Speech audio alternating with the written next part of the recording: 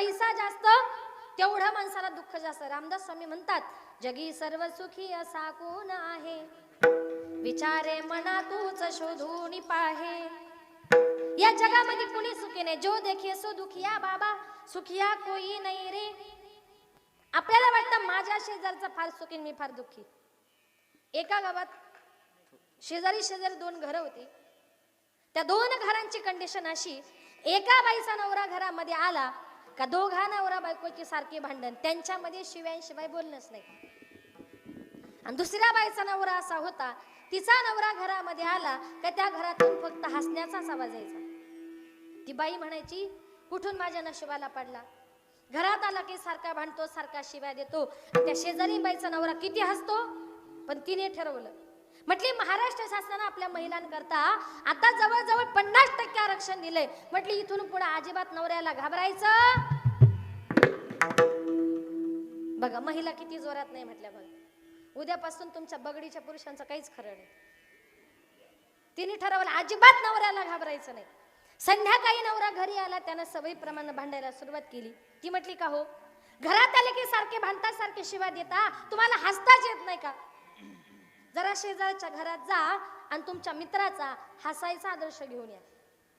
तोही आपल्या मित्राकडे गेला, सांगितलं, मित्रा आम्ही दोघा नवरा बायको रात्रंदिवस भांडतो, तुम्ही दोघे सारखे हसता, बरं हसण्यासाठी करता तरी काय, आम्हालाही सांगा म्हणजे आम्ही पण हसत जाऊ. त्यांनी सांगितलं, तुला ऐकायचंय हाय ते बरे. म्हटलं, कसं आहे ना, तुम्ही दोघं नवरा बायको भांडता, आम्ही दोघे हसतो, याला कारण एकच आहे. म्हटलं, माझं माझ्या बायकोचं भांडण झालं का माझी बायको माझ्या पाठीमागे लगेच लाटणं घेऊन लागते. ते चपात्या लाटायचं, ती लाटणं घेऊन पाठीमागे लागली का मी जोरात पळतो, मी पळालो ती मला लाटणं फेकून मारते, लागलं का ती हसते, आणि हुकलं का म्हटलं मी हसतो. म्हटलं आपलं बरे, तुमची लाटण्याची मारामारी कमीत कमी आपली शिवा तरी, पण कृपया करून महिला मंडळ घरी जाऊन हसण्याकरता लाटण्याचा प्रयोग करू नका. नाही तर जा घरी आणि बसा रात्रभर लाटणे फेकीत आणि बसा हसत.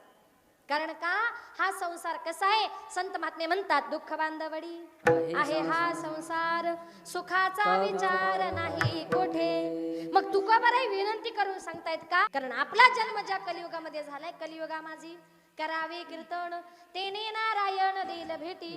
कीर्तना भजन श्रवण केल्याशिवाय तुमचा माणसा कोणाचाही उद्धार होणार नाही.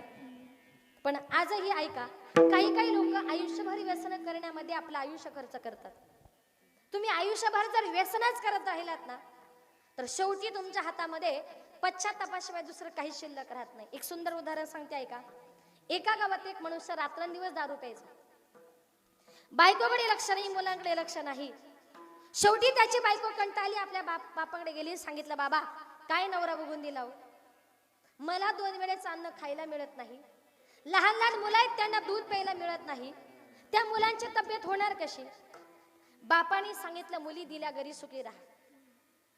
तू म्हणते ना मुलांना दूध मिळत नाही, हवा तर मी तुझ्या करता. आता एका प्रश्नाचं उत्तर द्या, तुम्हाला बकरी कळते का शेळी? शेतकरी आहात ना, हा. तर एक माणूस म्हटला, मला फक्त बोकड्याच कळतो. असं नको आहे. आता तिच्या बापाने सांगितलं, बाबा एवढी शेळी घेऊन जा, तुला दुधाला का मिळेल, मुलांना दुधाला का मिळेल. त्या बाईने ती शेळी घेतली, आपल्या घरी आली आणि तिच्या नवऱ्यानं बघितले. तो म्हटला, बापरे एवढी मोठी शेळी देती का ग पार्टीला, बघा दारुड्याचं लक्ष. तिने सांगितलं, बघा माझ्या बापाच्या घरून आणली, मुलांच्या दुधा करता आणली, अजिबात म्हटली शेळीला हात लावायचा नाही.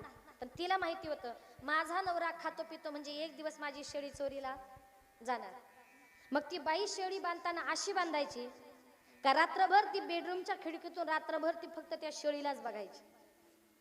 यांनी विचार केला, रात्रभर बायको शेळीवर लक्ष ठेवते, मग आता शेळी चोरायची कशी? म्हटलं अमावस्येच्या रात्री. अमावस्येच्या रात्री म्हटलं अंधाराचा फायदा घ्यायचा आणि हिची शेळी चोरायचीच. म्हटला आता अमावस्येच्या रात्री 2-2:30च्या सुमारास त्याला वाटलं बायको झोपली की काय, त्यानं फुल नशा केलेली होती, गोठ्यामध्ये गेला. आता अमावस्येच्या रात्री अंधार काळा आणि शेळीचा कलरही काळाच. आता इतकी नशा केलेली होती, अंधारामध्ये गोठ्यामध्ये गेला, त्याने ती शेळी नेली, तिची पार्टी बिर्टी केली. सकाळी उठला, स्नान संध्या केली आणि गोठ्यामध्ये फेरफटका मारायला गेला. बघतो तर काय, त्या गोठ्यामध्ये शेळी तशीच. बायकोला म्हटलं काय ग, गोठ्यामध्ये शेळी तसेच कसे काय? बायको म्हटली अहो त्या शेळीचं मरू द्या, पण रात्री 2 वाजता गोठ्यातून तुम्ही आपलं काळं कुत्र कुठं घेऊन गेले होते? आणि कुत्र्याचीच पार्टी केली ना. जीवनामध्ये पश्चातापाशिवाय काही शिल्लक राहिलं का हो?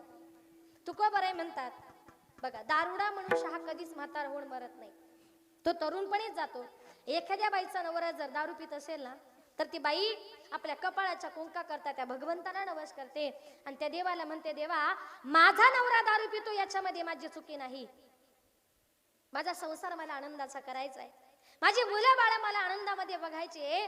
ती बाई रडते आणि देवाला काय म्हणते, देवा अरे कपाळाचं कुंकू माझ्या जन्माला जाऊ दे, जन्माला जाऊ दे,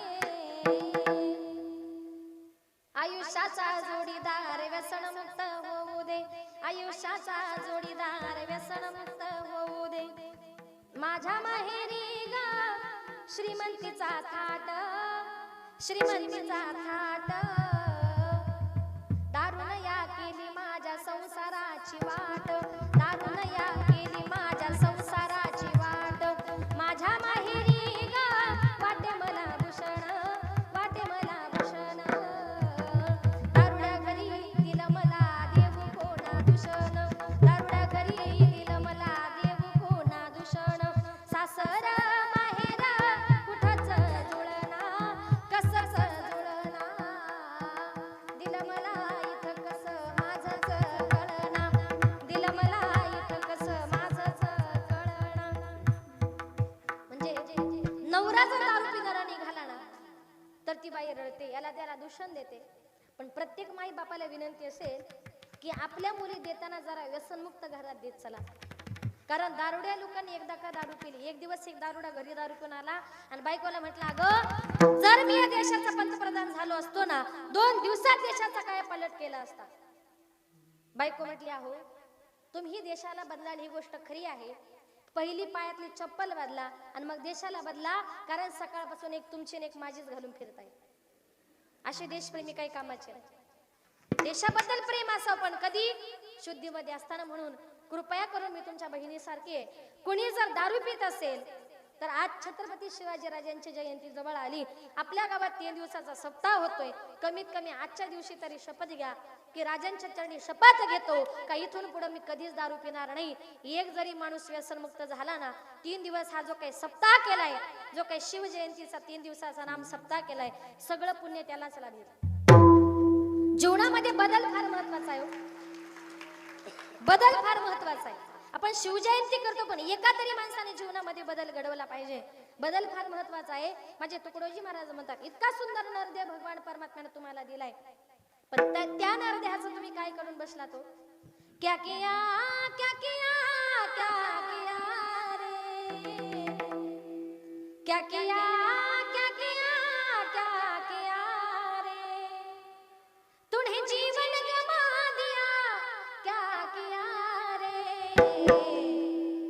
जिसे पाना था उसको तो खो दिया रे, जिसे पाना था उसको तो खो दिया रे, जिसे पाना था उसको तो खो दिया, अमृत को छोड़ा पिता है शराब रे, भगवान के नाम को भूल दिया, अमृत को छोड़ा पिता है शराब रे, भगवान के नाम को भूल दिया, क्या किया क्या किया क्या किया रे, क्या किया क्या किया क्या किया रे, जिसे पाना था उसको तो खो दिया रे, जिसे पाना था उसको तो खो दिया रे, जिसे पाना था उसको तो खो दिया.